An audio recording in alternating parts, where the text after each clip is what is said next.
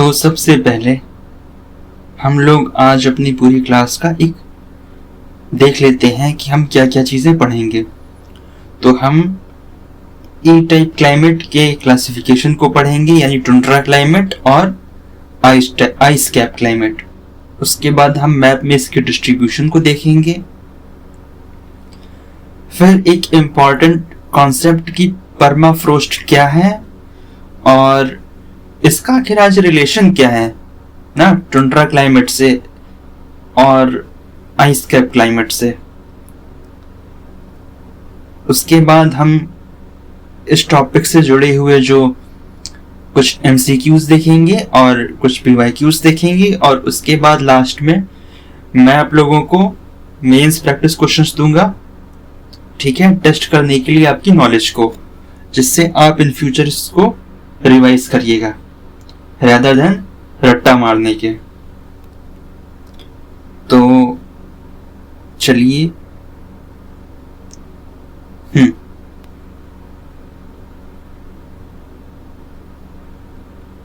अच्छा, तो अभी तक हमने पढ़ा था कि हमारी अर्थ में हमने A क्लाइमेट देखा था, B climate, C climate, D climate.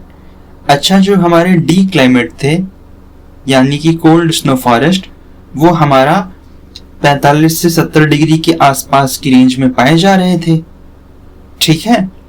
और इसीलिए हमने इनको कॉन्टिनेंटल क्लाइमेट कहा था, क्योंकि सदर्न हेमिस्फीयर में 45 से 70 के बीच में मेजरली कोई लैंड तो पाया नहीं जाता है ना।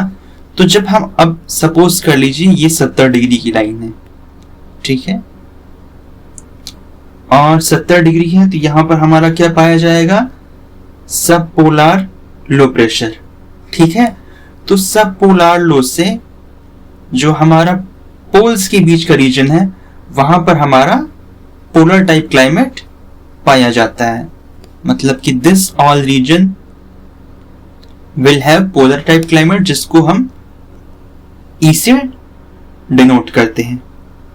अच्छा, ये क्लाइमेट भी हमारा दो प्रकार का होता है।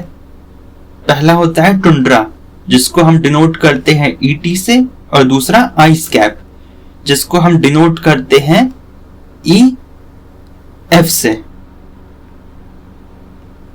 ठीक है। तो मैं जरा इसको मिटा लेता हूं। अच्छा, अब हमारे लेक्चर का एक इंपॉर्टेंट थीम ये होगा कि हम देखेंगे कि ये D टाइप क्लाइमेट से आखिरकार अलग कैसे है E क्लाइमेट, ठीक है।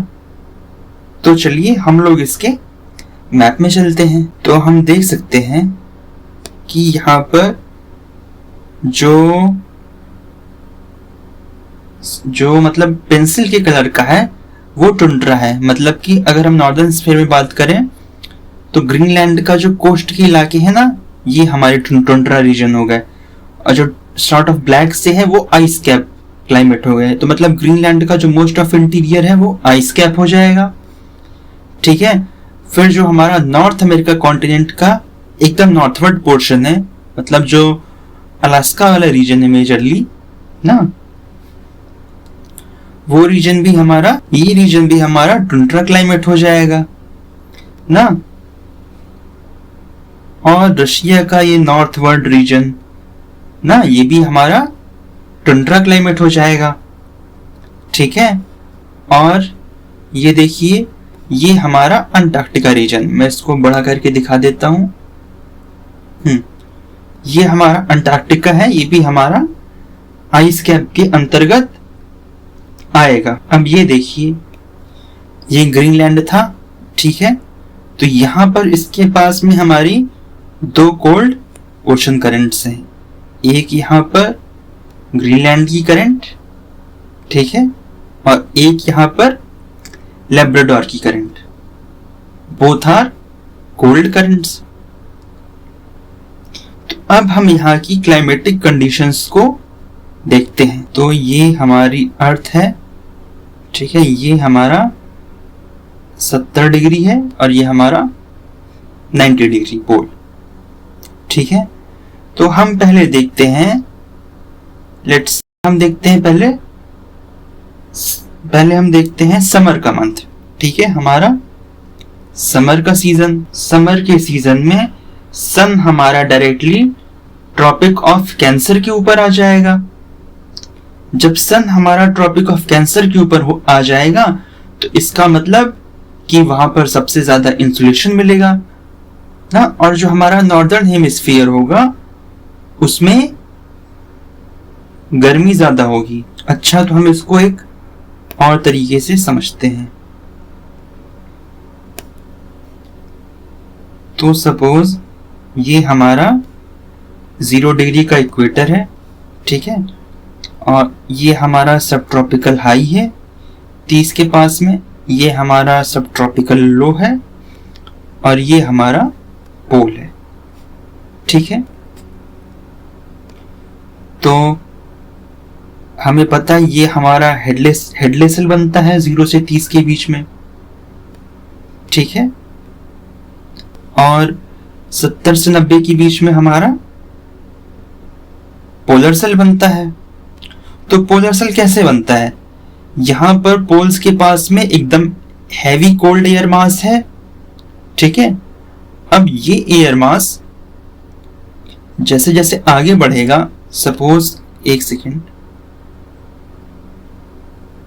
तो सपोज ये एयर मास यहां से इस डायरेक्शन में आगे बढ़ेगा, तो जैसे जैसे ये लैटिट्यूड में नीचे जाएगा तो वहां पर टेम्परेचर कम होता जाएगा ना, क्योंकि उस रीजन में तो सन का इंसोलेशन 90 डिग्री की कंपैरिजन में ज्यादा मिलेगा। तो मतलब जो हमारा एयर मास था वो हमारा रिलेटिवली वार्म होता जाएगा और यहां पर जाते जाते एकदम उठ जाएगा ना। तो यहां पर मतलब ट्रोपोपॉज के पास में, तो इसलिए यहां पर हमारा लो प्रेशर का एक्यूमुलेशन होता है सब पोलर लो में, ठीक है। तो अब हम इसको थोड़ा सा साफ सुथरा बना लेते हैं।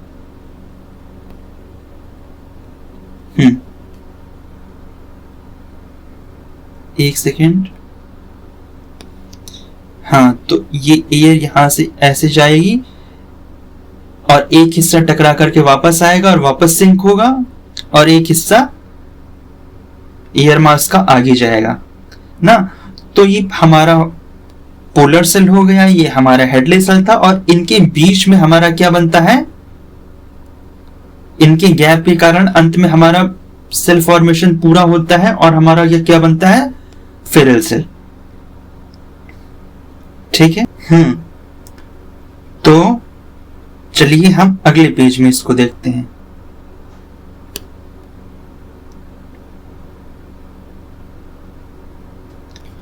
तो 90 डिग्री के पास से हमारा कोल्ड एयर मास चला आ रहा था और सब पोलर लो के पास से हमारा वार्म एयर मास, दोनों वार्म एयर मास आगे आएंगे और इसका परिणाम स्वरूप हमारे उनका कोलिजन होगा और एक फ्रंट का फॉर्मेशन होगा ना। अच्छा, अब हमें पता है कि जब भी ऐसे फ्रंट का फॉर्मेशन होता है तो उसमें साइक्लोन बनने की प्रोबेबिलिटी होती है, क्योंकि हमने देखा था कि जो हमारा डी टाइप का क्लाइमेट था उसमें इसी तरह तो मिड लैटिट्यूड साइक्लोन बने थे और इस कारण से वहां पर खूब बारिश हुई थी। लेकिन यहां का जो वार्म एयर मास है, ठीक है, डज इट हैव मॉइस्चर, पहला क्वेश्चन है। तो ये अगर वार्म एयर मास कॉन्टिनेंट्स के ऊपर से आ रहा है तो इसमें मॉइस्चर तो होगा नहीं ना। तो अगर मॉइस्चर हमारा होगा नहीं तो फिर उसके कारण क्या होगा, क्या इस फ्रंट के कारण साइक्लोन सिस्टम बन पाएगा और पानी बरसेगा, प्रेसिपिटेशन होगा? बिल्कुल नहीं। तो प्रेसिपिटेशन कहां से होगा जब मॉइस्चर ही नहीं है इसके पास में, ठीक है। अब दूसरी कंडीशन हम और देखते हैं। साइक्लोन बनने के लिए हमारा क्या होता है, एक इंटेंस लो प्रेशर होता है और लो प्रेशर और हाई प्रेशर के बीच में कॉन्ट्रास्ट होता है ढेर सारा ना। तो इस लो प्रेशर रीजन में हमारी हाई प्रेशर की हवाएं आने लगती थी और उससे हमारा साइक्लोन बनता था, ठीक है। ये रैंडम मैंने साइक्लोन का चित्र बनाया है, ठीक है। इसको कॉन्सेप्चुअल साइक्लोन मत समझना, बिकॉज इसमें विंड का रोटेशन वैसा नहीं है, मुझे पता है।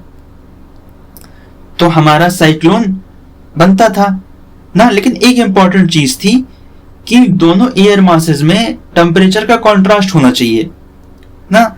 तो एक सब पोलार लो 70 डिग्री के पास से आ रही हवा और एक 90 के पास से एयर मास आ रहा है, तो इनमें टेम्परेचर का कॉन्ट्रास्ट इतना नहीं हो पाता है, तो केवल यहाँ पे पोलर फ्रंट का फॉर्मेशन होता है। ठीक है, पोलर फ्रंट का फॉर्मेशन होता है, नॉट साइक्लोन फॉर्मेशन। तो इसका मतलब यहाँ पे तो प्रेसिपिटेशन होना ही नहीं चाहिए। 70 डिग्री से 90 डिग्री के बीच में न्यू साइक्लोन्स का फॉर्मेशन नहीं होता। इसीलिए आप देखोगे कि हम ट्रॉपिकल साइक्लोन्स जानते हैं, मिड लैटिट्यूड साइक्लोन जानते हैं, लेकिन हम कभी पोलर साइक्लोन्स के बारे में उनका एग्जिस्टेंस ही नहीं है। अच्छा, एक चीज हमने और देखी थी कि यहाँ पर तो लैब्राडोर की करंट थी और ग्रीनलैंड की कोल्ड करंट थी ना। यहाँ पर कोई वार्म मोशन करंट तो है नहीं जो कि मॉइस्चर की अवेलेबिलिटी कराए, तो मतलब ये भी प्रेसिपिटेशन का कॉज नहीं होगा। जबकि डी टाइप क्लाइमेट में हमारी वार्म मोशन करंट्स कितना सारा मॉइस्चर प्रोवाइड करती थी, चाहे नॉर्थ अटलांटिक ड्रिफ्ट करंट हो ना, या अलास्का की करंट हो, या फिर नॉर्वे की करंट हो, तो वो वार्म मोशन करंट हमेशा वार्म एयर मास और मॉइस्चर को प्रोवाइड करती रहती थी, जिससे टेम्परेचर में कॉन्ट्रास्ट रहता था और हमारे मिड लैटिट्यूड साइक्लोन्स बनते थे ना। तो दोस्तों, जो हमारे mid latitude cyclone D climates में पानी बरसाते थे, प्रेसिपिटेशन कराते थे, वही डी टाइप साइक्लोन्स जब हमारे वही डी टाइप साइक्लोन्स, तो let me draw it. Suppose ये डी वाला रीजन था ऐसे, तो यहां से जब वो साइक्लोन्स नॉर्थवर्ड डायरेक्शन में मूवमेंट करते हैं, तो वही पोलर रीजन में, पोलर क्लाइमेट्स में, टुंड्रा रीजन में वही साइक्लोन्स बारिश करवाते हैं। अब आप मुझे कमेंट सेक्शन में बताइएगा कि मिड लैटिट्यूड साइक्लोन्स क्या विंटर मंथ में ज्यादा स्ट्रांग होते हैं या समर मंथ में, किस मंथ में वो ज्यादा स्ट्रांग होते हैं। तो प्रेसिपिटेशन का एक कॉज हमने देख लिया कि precipitation comes from those mid latitude cyclones, because 90-70 के बीच में साइक्लोन्स तो बन ही नहीं सकते और टेम्परेचर इतना है नहीं कि कन्वेक्शनल रेनफॉल होगा। तो no convectional rainfall plus no, तो लेट मी ड्रॉ इट कि कन्वेक्शनल रेनफॉल भी नहीं हो रहा है। ठीक है, और वार्म करंट भी नहीं है, साइक्लोन भी नहीं बन रहा, तो कोई भी रीजन फिर वहां पानी नहीं बरसना चाहिए, वहां पे तो कोल्ड डेजर्ट जैसा होना चाहिए। But those regions get precipitation by northward movement of these mid latitude cyclones. ठीक है, तो यही पूरे पोलर रीजन में प्रेसिपिटेशन का कॉज होते हैं। अब आप मुझे कमेंट सेक्शन में भी बताओगे कि एंटी साइक्लोन सिस्टम ई टाइप क्लाइमेट को कैसे इन्फ्लुएंस करते होंगे, क्योंकि डी टाइप क्लाइमेट को कैसे इन्फ्लुएंस करते हैं हमने पिछले लेक्चर में देखा था ना। तो इससे आपका एंटी साइक्लोन रिवाइज होगा, कमेंट सेक्शन में जरूर लिखिएगा। सपोज हम जानते हैं कि ये हमारी अगर अर्थ है और ये हमारा एटमॉस्फेयर है, हम नीचे से जैसे जैसे ऊपर जाते हैं एटमॉस्फेयर की तरफ, टेम्परेचर डाउन होता जाता है ना। और ये ग्रेडियंट कितना होता है, तो पर 165 मीटर जाने पर 1 डिग्री सेल्सियस का टेम्परेचर डाउन होता है। ठीक है, तो अगर कोई मान लीजिए हमारा हाईलैंड है, मतलब एलिवेशन का इलाका है, तो यहां का जो टेम्परेचर होता है ऊपर के रीजन्स का, एलिवेटेड रीजन्स का टेम्परेचर हमेशा डाउन होता है। तो मतलब कि अगर हम किसी लैटिट्यूड में, इवन ट्रॉपिकल जोन में है ना, तो वहां पर मान लीजिए ट्रॉपिकल सवाना के पास में हम हैं और वहां पर खूब गर्मी पड़ रही है ना, लेकिन अगर उसके पास में कोई एलिवेटेड रीजन है तो वहां पर भी सर्दी पड़ेगी, भले बगल में चाहे जितनी गर्मी पड़ रही हो ना। अब अगर यही एलिवेटेड रीजन्स हमारे यहाँ पोलर रीजन्स में 70 डिग्री के ऊपर वाले रीजन्स में आ जाएंगे तो क्या होगा, तो तो अगर 4 से 5 किलोमीटर का या 3 से 5 किलोमीटर का एलिवेशन वाला रीजन आ जाएगा तो वहां पे तो और ज्यादा सर्दी होगी। तो हमारे जैसे पोलार रीजन में ऐसा होता था कि जब समर आएगा ना, जैसे विंटर का सीजन होगा तो समर का भी सीजन होगा, तो समर के सीजन में वहां की आइस मेल्ट हो जाती थी, और आइस मेल्ट हो जाती थी और उस आइस के मेल्ट होने के कारण वहां पर हमारी कुछ ग्रासेस निकल आती थी, कुछ मॉसेस, लाइकेंस ना, लाइकेंस और लीचेंस जिनको भी कहते हैं ना, दीज आर सेम वर्ड्स, जो भी आप इसको प्रोनाउंशिएट करना चाहो तो वो निकल आते थे। प्लस जो भी हमारे पहाड़ थे, पहाड़ का जो पानी मेल्ट होता उससे वाटर लॉगिंग हो जाती, मतलब जमीन में थोड़ा थोड़ा पानी भर जाता, पानी की एक लेयर बन जाती। तो दैट वाटर लॉगिंग और जो समर की कंडीशंस थोड़ा सा हमको हेल्प करती थी कि फ्लोरा और फौना फ्लावरिश कर सके। तो इस प्रकार से ये हमारे टुंड्रा रीजन का की फीचर था कि वहां पर ग्रासेस, मॉसेस, लीजेंस वगैरह इत्यादि पाए जाते थे। तो आप देख पा रहे हो कि यहाँ का प्रेसिपिटेशन कितना लो है और वेजिटेशन यहाँ का बहुत स्टेपी से मिलता जुलता है। तो इसलिए कई बार इनको कोल्ड डेजर्ट भी कहते हैं ना। इवन अगर आप विकिपीडिया वाले मैप में देखोगे तो जो कोल्ड डेजर्ट को भी उन्होंने यही ग्रे कलर से, जिससे उन्होंने टुंड्रा वाले रीजन्स को कलर किया है, उसी कलर से उसको भी कलर किया है।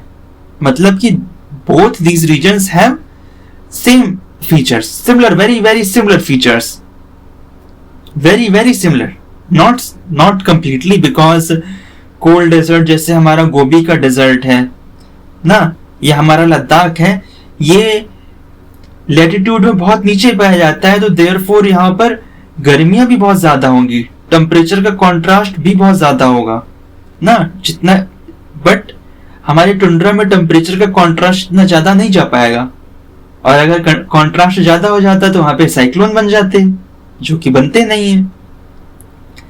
अब आप मुझे बताइए कि इतना 4 से 5 किलोमीटर 3 से 4 किलोमीटर की ऊंचाई की एलिवेटेड लैंड है, ठीक है।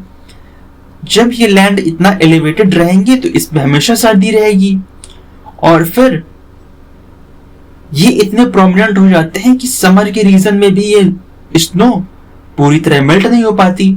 तो करोड़ों अरबों साल पहले कोई लैंड था ना, जब विंटर का सीजन आया तो उससे कुछ बर्फ प्रेसिपिटेट होकर जम गई ना, फिर अगले साल कुछ और बर्फ ऐड हुई, कुछ और बर्फ ऐड हुई, और इस तरह बड़े बड़े यहाँ पर आइसबर्ग बन जाते हैं। और जब आइसबर्ग का वेट एक कंडीशन से ज्यादा हो जाता है तो वो ब्रेक करके वहां से बहते हैं और हमारे आर्कटिक सागर, आर्कटिक ओशियन में आ जाते हैं, और इवन जो अंटार्कटिका से ब्रेक होंगे वो उसके आगे सदर्न ओशियन में आ जाएंगे ना। तो आप देखोगे कि यही जो वाटर है, यही कोल्ड वाटर करंट को जनरेट करता है, क्योंकि हमेशा कोल्ड वाटर इसी से सप्लाई होता है। तो कोल्ड ओशन करंट्स के फॉर्मेशन में इनका बहुत बड़ा योगदान होता है। अच्छा, एक फैक्टर और है ये कि अब हमें पता है कि पहले हम एक कॉन्सेप्ट रिवाइज करते हैं। What is albedo? What is albedo? Albedo हमारा क्या होता है कि लाइट कितना रिफ्लेक्ट हो गई अपॉन लाइट कितना इंसिडेंट हुई थी। अब इसका मतलब क्या है कि सपोज हमारी अर्थ है, हमारी अर्थ में सन का इंसोलेशन आया, अर्थ उसको कुछ पार्ट को रिफ्लेक्ट कर देती है, बाकी पार्ट को एब्जॉर्ब कर लेती है, और जिस पार्ट को एब्जॉर्ब करती है उसी से हमारा ग्लोबल वार्मिंग होता है। तो मतलब कि जब भी हमारा रिफ्लेक्शन जितना कम होगा तो उससे हमारा एल्बिडो हमारा कम होगा ना, मतलब रिफ्लेक्शन हमारा कम तो एल्बिडो हमारा कम होगा और ग्लोबल वार्मिंग हमारी इससे बढ़ जाएगी। बट अगर यही रिफ्लेक्शन हमारा ज्यादा हो जाए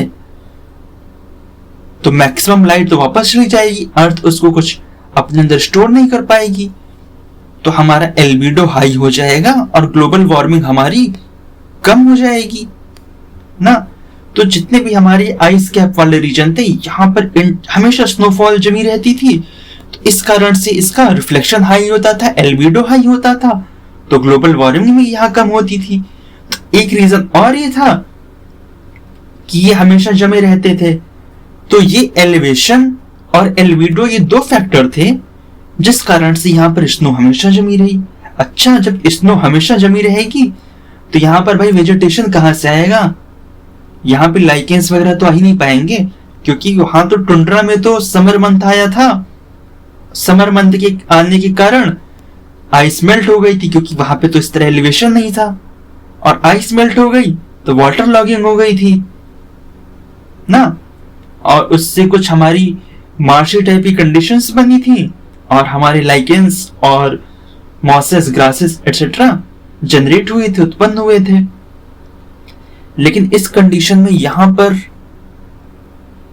कोई भी प्रकार का फ्लोरा एंड फौना नहीं पाया जाएगा। और इससे हमें एक चीज और समझ में आई कि हमेशा बर्फ के जमे रहने के कारण, एलिवेशन के कारण और एल्बिडो के कारण यहां थ्रू आउट ईयर टेम्परेचर हमारा 0 डिग्री सेल्सियस से भी कम होता है। मतलब जो हमारा टेम्परेचर टी है वो 0 डिग्री सेल्सियस से भी कम, हमेशा माइनस में टेम्परेचर रहता है, एकमात्र ऐसा रीजन। अगर स्टेटमेंट आ जाएगा आपको एग्जाम में तो आप एलिमिनेट कर लोगे ना कि which of the region have, sorry, cold desert have lowest temperature throughout the year. Statement सही होगा या गलत, ये आप कमेंट सेक्शन में बताना। थ्रू आउट द ईयर को ध्यान में रखना। तो टुंड्रा में हमारी एक कहानी और बची थी, व्हाट इज परमाफ्रोस्ट। और परमाफ्रोस्ट पे प्री में क्वेश्चन भी आया हुआ है, तो मैंने सोचा नेकी और पूछ उसके पहले, अच्छा, जो टुंड्रा रीजन में ना समवॉट टुंड्रा एंड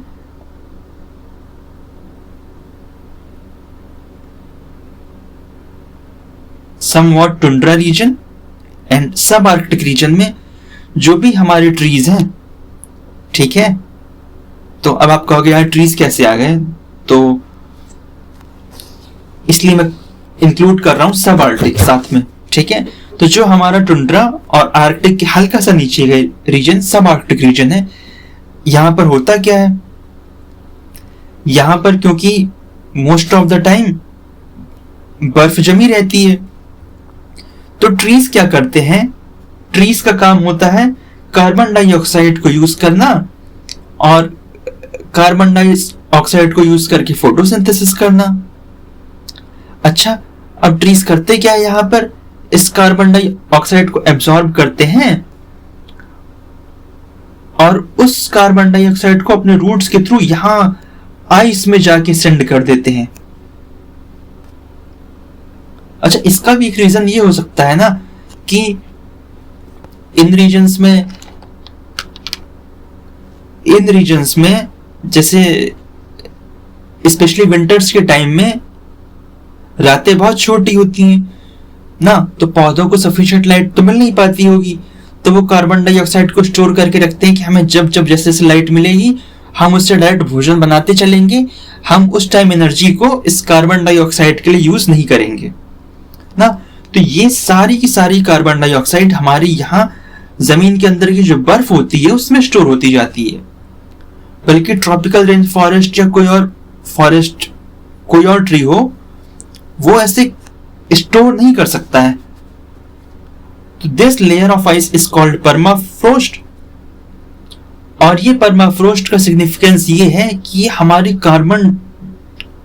ये बहुत बड़े कार्बन सिंक है, और क्लाइमेट चेंज से सबसे ज्यादा खतरा इन्हीं को है कि अगर क्लाइमेट चेंज होगा तो ये बर्फ पिघलने लगेगी बिकॉज ऑफ ग्लोबल वार्मिंग, हाँ। और जब ये बर्फ पिघलेगी तो इससे सारा का सारा ग्रीन हाउसेस गैसेस का एमिशन होगा ना। तो जो आर्कटिक कभी हमारे कार्बन के सिंक थे वो कार्बन के सोर्स हो जाएंगे। और समझ रहे हो, इतनी ज्यादा ग्रीन हाउस गैस पहले वाली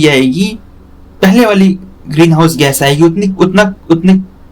उतना कार्बन डाइऑक्साइड इससे आएगा जो सब इतने लाखों करोड़ों सालों से स्टोर होता हुआ चला आया है, तो जो फर्दर ग्रीन हाउस इफेक्ट को इंक्रीज कर देगा, फर्दर ग्लोबल वार्मिंग को इंक्रीज कर देगा ना, जिससे फिर और ये पिघलने लगेंगे, हमारे ग्लेशियर्स पिघलेंगे, हमारे आइस कैप्स पिघलेंगे, तो that would be more fatal. अब आप ये देखिए, हमने देखिए टाइप्स ऑफ वेजिटेशन पढ़ा, low growing mosses, lichens, flowering plants, permafrost ना, soil permanently frozen, short growing season, water logging support ना, तो ये सारी चीजें हमने पढ़ ली ऑलरेडी। और जैसा ही कॉमन सेंस की बात है कि tundra regions will have long duration of daylight during summer, क्योंकि अगर सर्दी के मौसम में रातें छोटी होंगी तो समर के मंथ में दिन बड़े होंगे ना, और ऐसा होता है क्योंकि हाई लैटिट्यूड में है और सन से आने वाली लाइट का इंक्लिनेशन ज्यादा होता है। फिर हमने आइस कैप के बारे में पढ़ा कि ये देखिए, even in summer the temperature is below freezing point, very little precipitation, ice का एक्यूमुलेशन ना, डिफॉर्मेशन ऑफ आइस शीट्स और इनकी लोकेशन, तो ये सारी की सारी चीजें हमने ऑलरेडी कवर कर ली हैं। तो आई होप एवरीथिंग इज, अब हम लोग अपने इन कुछ क्वेश्चंस को देखते हैं। मैं इनको जूम कर लेता हूं। मैच ऑफ द फॉलोइंग वाला हम देख रहे हैं, tundra, taiga, temperate deciduous, steppe ना। इसको आप अटेम्प्ट करके कमेंट सेक्शन में इसका आंसर दीजिएगा। हम यहाँ टुंड्रा के बारे में जान चुके हैं कि मॉसेस एंड लाइचेंस होते हैं, ठीक है, और स्टेपी के बारे में भी कॉमन सेंस है, ग्रासेस। अब आप मुझे बताइएगा टैगा और टेम्परेट डिसिडियस किससे मिलेगा। फिर हमारा सीडीएस में क्वेश्चन आया है, तो इसका मतलब ये है ना कि ये उसमें भी आ सकता है, क्या यूपीएससी में भी ना, और इवन यूपीएससी में बहुत सारे पीवाईक्यूज में ऑप्शन का पार्ट रहा है ये tundra. Which one of the following countries does not have tundra vegetation? ना किसके पास में टुंड्रा वेजिटेशन नहीं है, तो यूएसए का, इवन यूएसए का नॉर्दर्न पार्ट था। ये आप मुझे कमेंट सेक्शन बताइएगा, ये मैप का क्वेश्चन है, ठीक है, ये आपके लिए। और ये this type of climate is found mainly north of the Arctic circle in northern hemisphere, tundra के बारे में ना। तो हमने इसके डिस्ट्रीब्यूशन को डिस्कस किया। Most of rainfall takes place in summer days, हमने प्रेसिपिटेशन को भी डिस्कस किया। और तीसरा क्या है, rainfall is cyclonic and not convectional, हमने इसको भी डिस्कस किया। तो इन तीनों का आंसर आपको कमेंट सेक्शन में बताना है, ठीक है। अब हम अपने मेंस की क्वेश्चंस को देख लेते हैं, ये आपके रिवीजन करने के लिए। The tundra climate is characterised by average monthly temperature below 10 degree Celsius and very short growing season. Analyze how these climatic conditions restrict the type of vegetation and influence human economic activities in the region। तो देखिए यहाँ पे आपका human geography revise होगा, क्योंकि आप देखोगे कि ये किस प्रकार की ह्यूमन एक्टिविटीज को इन्फ्लुएंस करता है, ये हमारी ह्यूमन एक्टिविटीज, ठीक है, और वेजिटेशन को। अब अगले क्वेश्चन, ये तो हमारा पहला क्वेश्चन हो गया। अगला क्वेश्चन कह रहे हैं कि हार्श क्लाइमेटिक कंडीशंस है टुंड्रा की, ठीक है, लेकिन इसका स्ट्रेटेजिक सिग्निफिकेंस क्या होगा। तो आपको पता है कि आर्कटिक सर्किल का, आर्कटिक रीजन का स्ट्रेटेजिक सिग्निफिकेंस कम से कम 2 या 3 बार पूछा गया है। तो आर्कटिक रीजन इतना इंपॉर्टेंट है बिकॉज ऑफ ग्लोबल वार्मिंग, और वहां पे ऑयल की हिडन रिसोर्सेज मिले हैं ना। तो ग्लोबल वार्मिंग हमारा एनवायरमेंट का टॉपिक है, ठीक है। तो आर्कटिक रीजन पूछा जा चुका है, तो टुंड्रा रीजन भी पूछा जा सकता है। इसीलिए therefore analyse how physical characteristics of tundra climate shape resource availability क्या है, एक्सेसिबिलिटी एंड जियोपॉलिटिक्स। तो आपका आईआर से भी कनेक्टेड है कि क्या वहां पे जो ग्लोबल वार्मिंग के कारण हमारी आइस मेल्ट हो रही है, तो वहां का जो सी राउट है, वहां पे कौन कौन देश अपना इन्फ्लुएंस जमाना चाहते हैं वहां के सी रिसोर्सेस पे। ठीक है, तो इन दोनों क्वेश्चंस का आप यूज करिएगा for revision, and I hope कि आपको चीजें समझ में आई होंगी। कोई चीज ना समझ में आए तो आप उसको कमेंट सेक्शन में जरूर डालिएगा। ठीक है, और अगर आप मुझे सपोर्ट करना चाहते हैं तो आप इस वीडियो को लाइक कर सकते हैं, शेयर कर सकते हैं, टेलीग्राम ग्रुप को ज्वाइन कर सकते हैं। ये मुझे सपोर्ट करने का, हेल्प करने का फ्री ऑफ कॉस्ट तरीका है। Thank you very much, best wishes and bye bye.